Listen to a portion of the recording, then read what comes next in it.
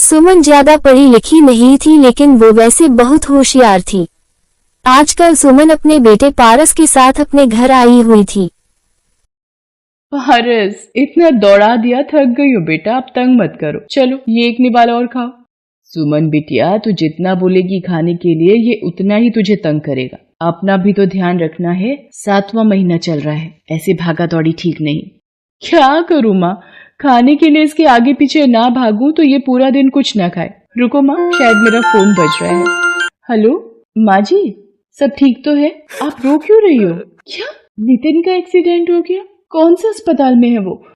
मैं पहुंच रही हूँ। सुमन के पति नितिन का रोड एक्सीडेंट हो जाता है। सुमन अस्पताल पहुंचती है। सुमन बहू, डॉक्टर ने कहा है कि नितिन के पैरों में गहरे जख्म आए हैं। डॉक्टर, कुछ तो इलाज होगा। देखिए, अभी कुछ नहीं कहा जा सकता। इनके घुटनों के हिस्से में ज्यादा दबाव पड़ा है। माँ, मैं और मीना जरा घर जा रहे हैं। बंटी घर पर अकेला है। सुनो जी, ये तुम्हारा भाई तो अपाहिज हो गया है। अब हमारी छाती पर क्या ये सारी जिंदगी बैठकर मूंग दलेंगे? ऊपर से उसके 2 बच्चे, एक साथ में है और एक पैदा होने वाला है। अब तुम मेहनत करोगे और वो मुफ्त की रोटियां तोड़ेंगे। अरे मीना, तुम देखती जाओ, इन्हें घर तो आने दो। मैंने सारा किस्सा ही खत्म कर देना है। तुम मुझे इतना बेवकूफ मत समझो। मैंने सब सोच लिया है कि मुझे करना क्या है। हाँ। सुमन और उसकी सास नितिन को घर लेकर आते हैं। अगले दिन। माँ, मुझे नहीं लगता कि अब नितिन कोई काम कर पाएगा या कभी चल पाएगा।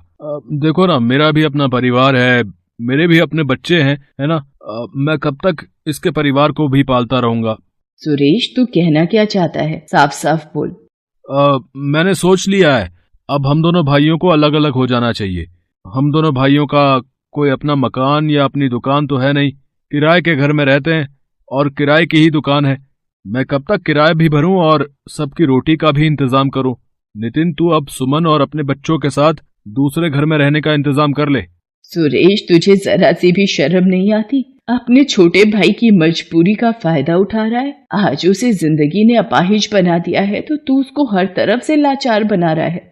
माँ जी, आप ये गनीमत समझो कि हम आपको यहाँ से नहीं निकाल रहे हैं, वरना फिर आप जानती हैं। अरे तू क्या मुझे निकालेगी? मैं ही अपने बच्चों के साथ यहाँ से चली जाऊंगी। सुरेश, तू बड़े भाई के नाम पर कलंक है। अगले दिन सुमन सबके साथ अपनी माँ के घर आ जाती है। तू चिंता मत कर, तू अब मेरे साथ यहीं रह मेरे पास। नहीं माँ, मैं तुम पर अपने परिवार का बोझ नहीं डाल सकती। तुम भैया भाभी के साथ रहती हो, मैं नहीं चाहती मेरी वजह से मेरे मायके में कोई परेशानी हो। माँ, तुम यही पास में ही कोई किराए का घर दिलवा दो, मैं वहीं रह लूंगी।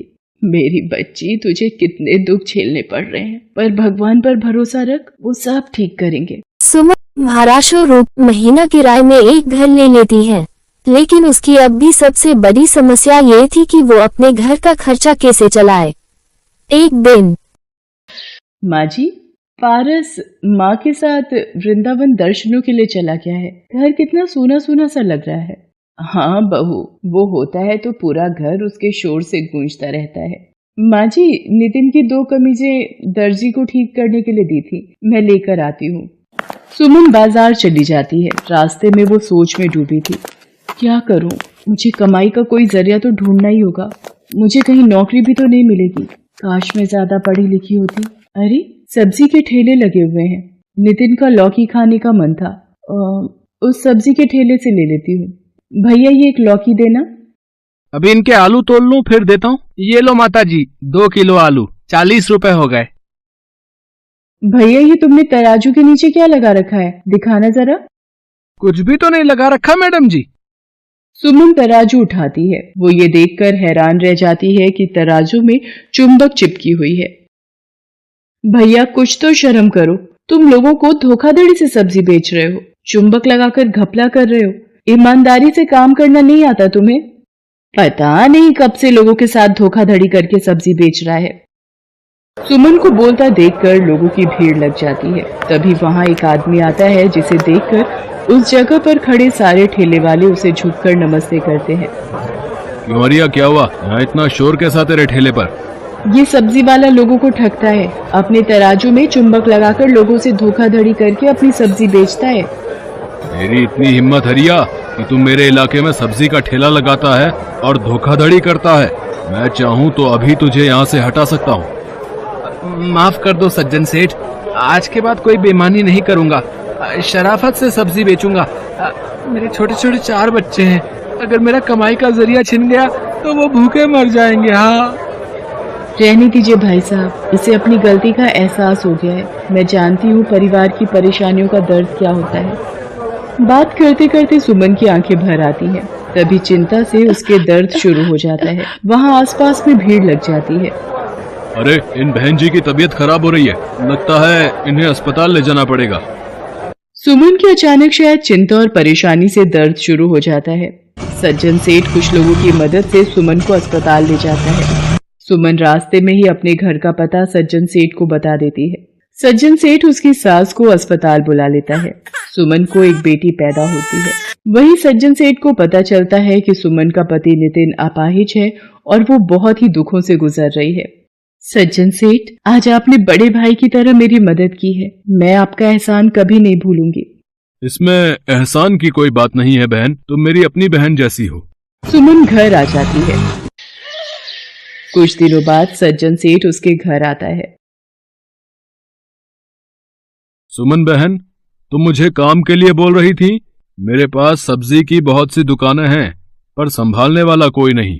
मैं चाहता हूँ मेरी मंडी में जितनी भी सब्जी की दुकानें हैं उनका हिसाब और देखरेख अब से तुम रखो। मैं जानता हूँ तुम्हारी जगह ये काम और कोई ईमानदारी से नहीं कर सकता। माँ जी, नितिन देखो, भगवान ने सज्जन सेठ के रूप में एक भाई देकर हमारी कितनी मदद कर दी। सुमन की आंखों में खुशी के आंसू थे।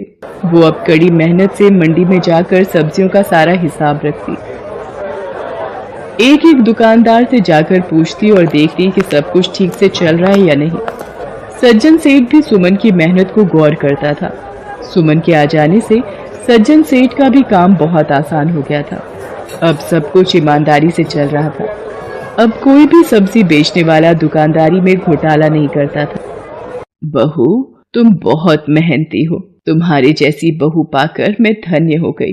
अब तो नितिन भी थोड़ा थोड़ा ठीक हो रहा है। देखना, तुम्हारा प्रेम और भगवान के आशीर्वाद से वो भी जल्दी चलने लगेगा। सुमन को सज्जन सिंह के रूप में एक देवता समान भाई मिल गया था। उस दिन के बाद सुमन सब्जी मंडी का सारा काम संभालने लगी। धीरे धीरे अपनी ईमानदारी और मेहनत के बल पर सुमन एक सब्जी वाली बहू बनकर अपनी सारी जिम्मेदारियां निभाती है।